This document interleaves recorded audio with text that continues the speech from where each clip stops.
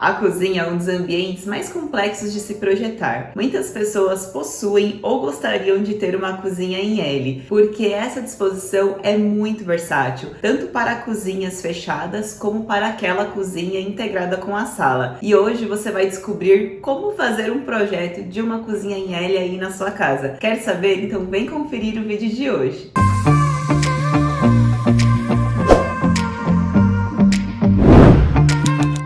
Muitas pessoas têm dificuldade de reformar a sua cozinha porque não sabem a distribuição de eletrodomésticos, bancadas, armários. Independente se a sua cozinha é grande ou pequena, ter uma cozinha planejada em L pode ser muito funcional para você, porque facilita as atividades do dia a dia. E hoje eu venho trazer várias dicas práticas para você não errar aí no projeto da sua cozinha. Mas já vou pedir para você curtir o vídeo aqui embaixo, porque isso me incentiva na produção de conteúdo aqui no YouTube, e o YouTube recomenda esse tema de pesquisa para outras pessoas que estejam pesquisando, ajuda outras pessoas também. Então eu vou pedir para você curtir o vídeo, se inscreva no canal se você ainda não é inscrito e ative o sininho para você não perder as próximas notificações. E a primeira dica é verificar as necessidades da sua família, é o que a gente chama de briefing, antes mesmo de se iniciar qualquer projeto. O que eu recomendo para você? Liste numa planilha os principais eletrodomésticos e coloque o valor ao lado, porque você vai ter um orçamento global da sua cozinha. E o que é importante da gente mensurar na cozinha? Os eletrodomésticos, vou listar alguns deles para vocês, como por exemplo, coifa ou depurador.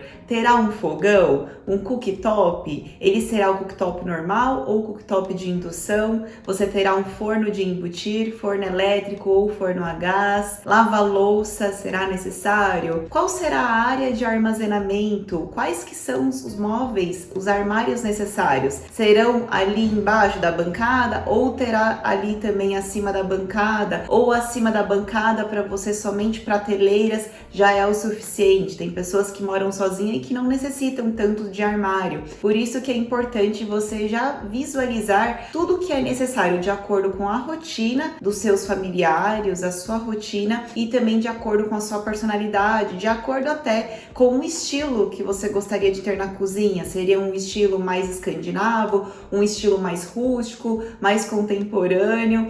Se você vai ter uma cozinha fechada, se terá uma mesa pequena de refeição, ou se a sua cozinha é aberta para a sala, se terá um balcão dividindo a cozinha da sala. Bom, a segunda dica que eu venho falar para vocês é a setorização. Toda cozinha precisa ter 4 áreas. Quais são elas? Uma que é a área quente, onde fica o forno, o fogão. A segunda área é a área úmida, onde fica a pia, toda a área úmida, e dê preferência para que a lava-louça fique perto ali da pia, porque ficará muito mais funcional. A terceira área é a área de armazenamento, ou seja, utensílios e também mantimentos, tudo que você vai colocar, se terá uma despensa ou não, se você terá esses móveis na parte acima da sua bancada. E tem a área de trabalho, que é aquela área da própria bancada, que é onde fazemos o manuseio de alimentos. Por exemplo, se você tem uma cozinha reta, é sempre viável que você coloque a geladeira, de preferência perto da porta, porque a geladeira ela é um eletrodoméstico um pouco mais profundo, ela tem a porta de abrir, né? Então recomendo que ela sempre fique em um dos cantos da cozinha. Quando a gente pensa numa cozinha em L, é importante a gente já ter aquele triângulo da funcionalidade. Já ouviu falar? Pois é, esse triângulo ele não é à toa. Ele facilita o nosso dia a dia e diminui o deslocamento na cozinha. O que eu sempre recomendo? Que fique sempre a geladeira num canto, depois a área da pia, que ela fica sempre centralizada, e a área do fogão. Independente do posicionamento, é importante que você verifique com o espaço que você já tem disponível na sua cozinha, se esse triângulo ele é possível. Eu vou falar para você nunca colocar a geladeira ao lado do fogão. Não é funcional essa configuração, porque geralmente a gente pega os alimentos e vai direto para a bancada fazer o preparo para depois ir para o fogão. Então essa coisa de colocar a geladeira ao lado do fogão não funciona, exceto quando a gente tem uma torre de elétrons, que aí é uma torre com todos os eletrodomésticos e ao lado a gente coloca a geladeira porque vira um monobloco único. Aí nessa configuração não teria problema e você pode colocar a geladeira ao lado da torre de elétrons. E para as pessoas que me perguntam se tem problema em relação ao motor da geladeira, não tem problema, tá, pessoal? Porque no centro ali, entre a geladeira e entre a torre de elétrons, tem um certo espaço na marcenaria e não implica uma coisa com a outra, não atrapalha, tá? E outra dica que eu vou falar para você é você que tem uma cozinha planejada em L e ela é fechada. Qual que é o espaço mínimo? Geralmente esse L fica assim, aí tem o espaço do corredor que pode ter entre a bancada e a outra parede no mínimo de 90 a 1,20 m de circulação. E outra parede pode ter uma mesa de refeição de 40 centímetros pelo menos. Então imagine que você tem uma cozinha com 1,90 m de largura, que pode ser a bancada com 60 centímetros, mais uma circulação mínima de 90 centímetros, mais essa mesinha de refeição de 40 centímetros, que já é o suficiente para você ter uma cozinha funcional. Agora, outro item que eu vou falar para você é a torre de elétrons. Muitas pessoas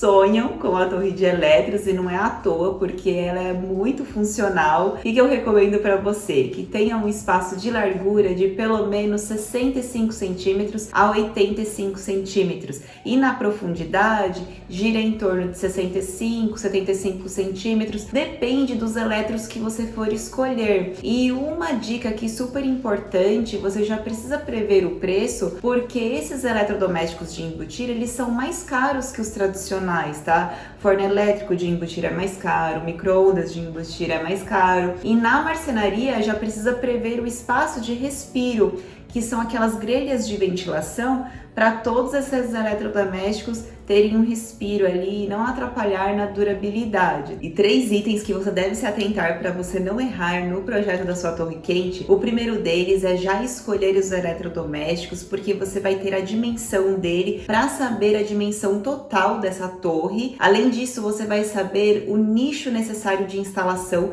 que tem dentro do manual de cada eletrodoméstico e também a localização da tomada. E além disso, é essencial, pessoal, o que às vezes a gente esquece é de considerar a altura do usuário, a sua altura para a maior funcionalidade da cozinha. Por exemplo, numa torre de elétrons, o forno elétrico de embutir é recomendado que fique do chão até o eixo, mais ou menos em torno de 90 até 1,10 m, depende da sua altura, o que ficará mais confortável para você. E acima do forno elétrico de embutir, o micro-ondas, que é mais ou menos de 1,30 m até 1,50 m, na metade dele, do eixo até o piso. E a bancada também, que geralmente para pessoas muito baixinhas, 1,50 m até 1,60 m, a partir de 85 centímetros, e 90 centímetros é uma altura padrão para pessoas de mais ou menos 1,70 m, 1,75 m. 90 centímetros é uma altura ok aí de bancada,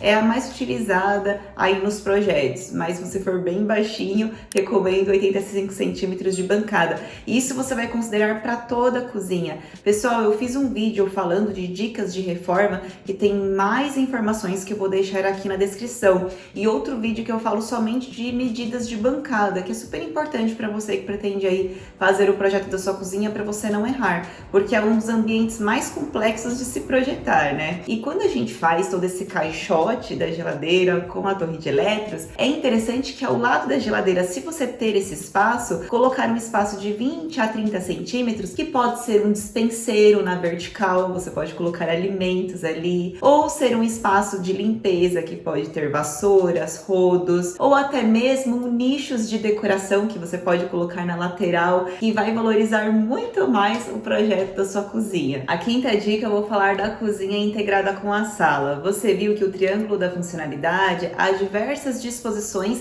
desde que a gente faça esse triângulo. A primeira possibilidade que a gente tem é colocar a pia nessa ilha. Quando a gente coloca a pia na ilha, é importante você já pensar na infraestrutura que é necessária. A gente precisa levar a tubulação de esgoto e um ponto de água. Já quando optamos por um cooktop, a gente precisa levar o ponto de gás e um ponto de tomada elétrica. E se colocarmos a coifa, o duto da coifa. Então esses pontos também é necessário você verificar se você quiser fazer a reforma. Principalmente em reforma, isso é essencial da gente já prever esses pontos que precisam ser deslocados para você já verificar até mesmo a questão do custo, tá? E também a gente pode colocar acoplada a essa ilha a área de refeição. Eu sempre recomendo 40 centímetros de profundidade e 60 centímetros para cada pessoa. Por exemplo, se for 2 pessoas, 1,20 m de largura já é o suficiente. E essa bancada, ela pode estar no mesmo nível da bancada da cozinha, geralmente 90 centímetros de altura,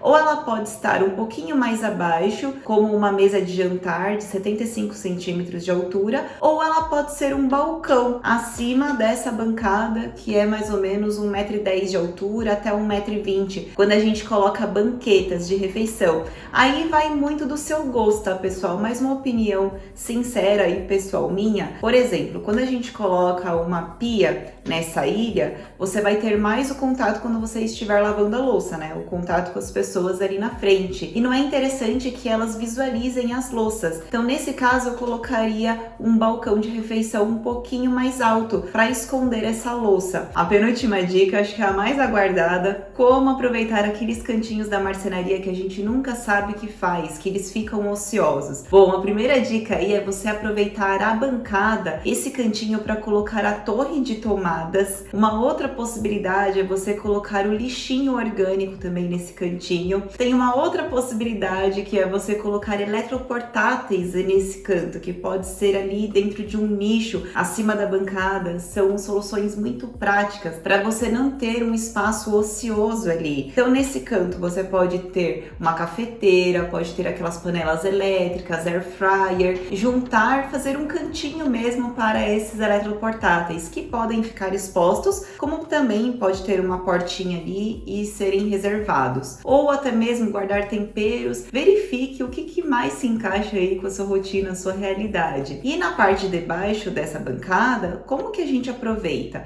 Tem algumas possibilidades, vou te falar 3. A primeira delas é a gente colocar gaveta, que são aquelas gavetas em L, que são super práticas, e eu recomendo que nessa solução você coloque com amortecimento, porque vai te facilitar no dia a dia. Outra opção é você colocar aquela porta de abrir com aquelas dobradiças que elas abrem mais que 90 graus, elas têm uma abertura maior. Vai facilitar bastante também seu dia a dia quando você colocar aquelas prateleiras com aramados, que elas podem ser móveis, e isso facilita muito, né? Quando você pega ali as panelas. E nesse canto eu recomendo que você coloque itens maiores, visto que esse espaço do canto ele é muito maior, então ali você pode colocar panelas, esses itens maiores, tá? E outra possibilidade é para você que não quer utilizar esse cantinho para guardar panelas, você quer ter ali, por exemplo, uma porta de gavetinhas e a outra que pode ser um porta-tempero, que era um pouquinho mais estreita. Isso também funciona para cozinhas pequenas, que você quer ter uma gaveta logo ali próxima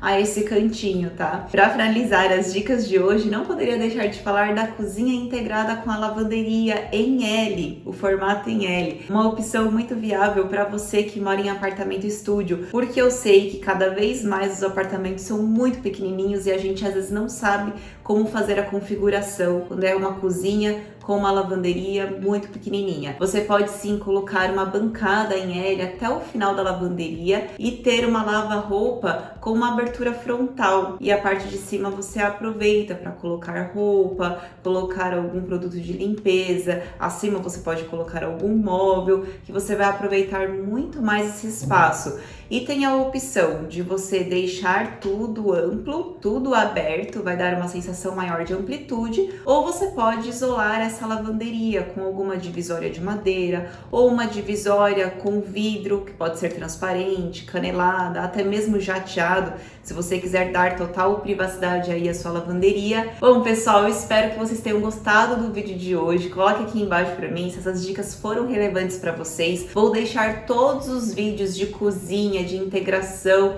aqui na descrição, porque eu sei que muitos de vocês estão querendo aí reformar a sua cozinha, enfim.